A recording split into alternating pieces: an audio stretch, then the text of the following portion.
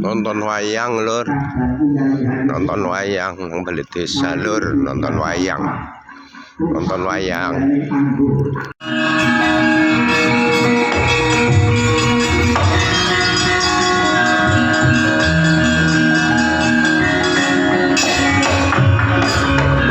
Desa wayang lur, balik desa Parjo, nonton wayang.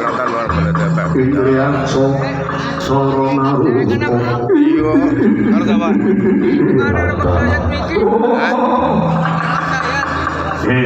Prabu Pandu Dewanata.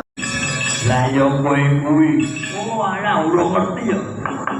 Nek durung ngerti, ya iki ditemokke pemain Sidul.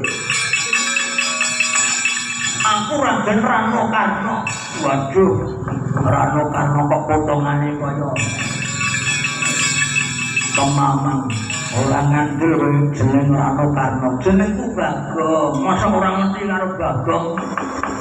Malah tuh jenenge Bawor. Bagong udah Bawor. Kowe sapa? Aku Buta Pringgondani. Buta Pringgondani.